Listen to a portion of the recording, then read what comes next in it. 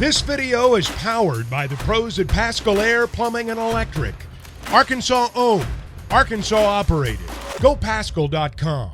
I would guess that you've had a lot of interviews as of late with this breaking news that John Calipari reportedly is going to end up as the Arkansas head basketball coach, and you've done plenty of Kentucky games the last few years. I think Arkansas fans have a question of, does he still have that fire, or is he just going to collect a check? Give us kind of the inside scoop on what you see behind the scenes with John Calipari. Yeah, Ty, that's a valid question, because if he comes to Arkansas, which everything still points that that's what's going to happen, are you getting the Calipari from the first 10 years at Kentucky or the Calipari from the last 5? Because there's a difference between those two time periods in terms of what he got done up there. So I probably have covered him more than anybody the last 5 years for sure, and have not seen any drop off at all in terms of his fire, his passion, his energy, his coaching ability, his ability to recruit high-level players. But they just have not won in the NCAA tournament like is expected at a Kentucky or at an Arkansas. You know, I mean, Cal, if he comes here, he's taken over a program. If you step back and look at it, he's coming into a program that has gone to back-to-back Elite Eights and a Sweet 16 over the last 5 years. So there's an expectation at Arkansas, just like there is at Kentucky, and Cal's obviously very, very aware of that. So I'm a big believer in Cal. He's a good friend of mine. I think he comes here automatically. You guys have already seen that the national attention on Arkansas basketball has just gone to a whole other level. It's crazy that John Calipari has that ability to trump a solar eclipse and the national championship basketball game yesterday, because he certainly did it. Yeah. Jimmy Dykes with us on the McLarty-Daniel hotline. I was explaining to some folks in the office, and I used the phrase, "You've hired Elvis to be your basketball coach." I don't think we fully understand what's coming with Calipari in regards to the show and in the content factor. What have you seen up close and personal? You said you covered that program probably closer than any. What is Arkansas getting ready to get into with a guy that is a magnet for attention in college basketball? Yeah, I love the Elvis comparison. Yeah. He's the only practice I've been in 25 years. I mean, I've been at Kansas and Duke, North Carolina, Indiana. Keep on going down the line. I've never been to a Kentucky practice where there's not a minimum of 20 people, sometimes 40 people lined up across the wall watching practice, and we have no idea who they are. Like, it would change, I would go there to do the game's on Wednesday. I'd be at practice Tuesday, there'd be 40 people there. I'd come back Wednesday the day of, there'd be a different 40 people there. It's just it's a constant rotation of people coming in and him shaking hands and past players, former players, recruits, donors, boosters. Just it's the amount of people that funnel through just to watch him work and watch the Cal effect is really something. But he's a guy that, very similar to Eric and Danielle, he and Ellen have poured themselves into that state of Kentucky, and with charities, backing those things, raising money for flood victims and tornado victims, and he gets it. Like, if you're the head coach of Kentucky or in Arkansas, where you are the only show in the state, you're the only show in the state, those coaches can't just sit in their office all day and watch film. Like, they have to get out and be engaged and be in tune with the entire state and the vibe and the fan base and all those things. And Cal is great at that. Now, did he lose his fan base because of lack of postseason success the last 5 years at Kentucky? Yes, he has.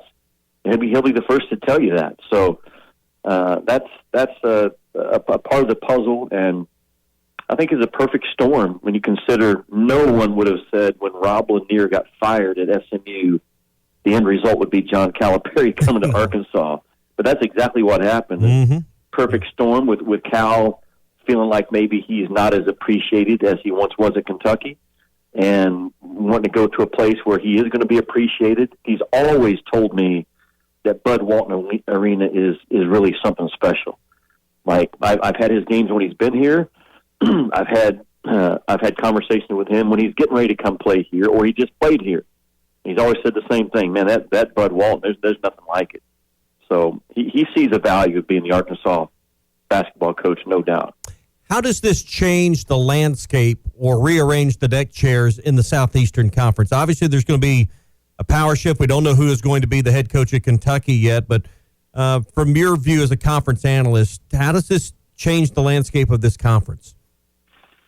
Tommy, it's a new day. I mean, it's a new day in the SEC when you consider the coach at Kentucky is leaving to go to Arkansas, and the coach at Alabama silenced all the speculation last night saying, I'm not going anywhere, because the speculation was he was going to go to Kentucky. That's a new day. Like that we know that's a new day when the SEC has reached that level. And that is great for the league. That's great for the league. For a long, long history of the SEC, it was Kentucky and everybody else. And then Billy Donovan made it Kentucky, Florida, and everybody else. And now it's everybody else, with the exception of 4 or 5 that aren't quite up at that level yet. But you look at the quality of coaches in the league, and you're adding Texas and Oklahoma, and it just I said it this year for the first time because I'm not a homer. It's not a shock to people, but this year the SEC was the best basketball conference in college basketball, top to bottom. When you consider the future pros, the number of bids they got, the sold-out arenas, even the student sections at the Georgia and the South Carolina that we've never seen. Like, the whole league has risen up. I haven't said that about the league in the past. I've said it's one of the best 2 or 3. This year there has not been one better. I would say that SEC and the Big 12 are the best 2, and there's no separation in them. So, and the SEC is not going to go backwards. It's not. And the hiring of Cal at Arkansas, and Kentucky's going to get a high level coach. So the thing's only going forward. It's not going backwards. So let's talk about that Kentucky job. As we're talking with Jimmy Dykes, ESPN, McClarty Daniel Hotline, Nate Oates, Pearl, Chris Beard. I know Jay Wright apparently told them no. And Billy Donovan's a name you mentioned just a short while ago. Jimmy Dykes, if you had to pinpoint it, who's going to wind up in Lexington? Man, that's a $1 million question. It's a great job. I mean, I was on that staff a long time ago with Coach Sutton, and even as a young assistant, though, you just feel the pressure every morning that you wake up, and you feel the magnitude of the job, and you understand it's bigger than life in that state, in which sometimes it gets out of balance in the wrong way. So it's one of those jobs that as soon as it opens, every coach in the country probably has to at least have a pause and say, should I consider going to Kentucky if I'm if I'm at that level? So he's going to have great options, but it's also not the be all end all that it used to be. Kentucky's not. Like, there's a lot of programs that have caught up in facilities and fan bases and passion and TV money and all those things. And Kentucky used to be separate from the majority of the rest of college basketball for many years. They had a leg up on everyone because of the national championships and the history and the bluegrass state and the horses and how big time that program was. But a lot of programs across the country, UConn won one last night, have caught them or passed them in the last 25 years. If you just look at the success, so to throw out names, I don't know. Yeah. I mean, there's great coaches in the SEC that could step up and handle the job. There's coaches outside the league that could handle the job. The names that I keep seeing right now are Billy Donovan. You have to probably make a run at him. Jay Wright. I know Jay's not getting back into coaching. Scott Drew would be really high on my list if I was Kentucky. He would be very, very high on my list, to answer your question. Yeah. All right. We've all seen coaching transitions, coaches come and go. I don't think I've ever seen where you had nobody on the roster and nobody committed. Obviously it's a challenge, but put all of that in perspective as to where Coach Cal will begin with a complete blank canvas. Yeah, Tommy, that's the beauty of the NIL and the transfer portal, that's the positives of it from a fan base standpoint and an administration standpoint. Like right now, that's not even a concern to John Calipari that there's no one on his Arkansas roster. It's probably a plus because he can come in and bring exactly who he wants in. And I've seen the NIL dollar figure that's been thrown out there that he has to work with.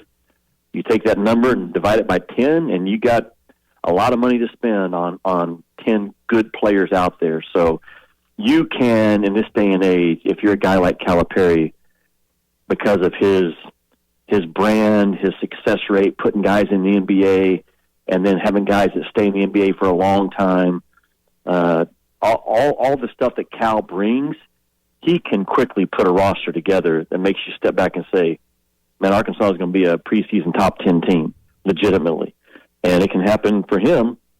It can happen in a couple of weeks.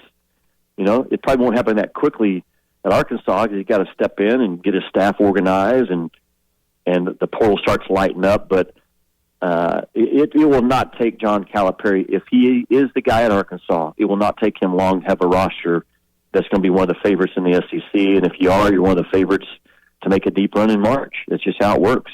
BetOnline is your number one source for all your betting needs. Get the latest odds, lines, and matchup reports for baseball, boxing, golf, and more. BetOnline continues to be the fastest and easiest way to place your wagers, including live betting and your favorite casino and card games available to play right from your phone. Head to the website or use your mobile device to sign up today and get in on the action. Remember to use our promo code BELIEVE, that's BLEAV, for your 50% welcome bonus on your first deposit. Bet online, where the game starts.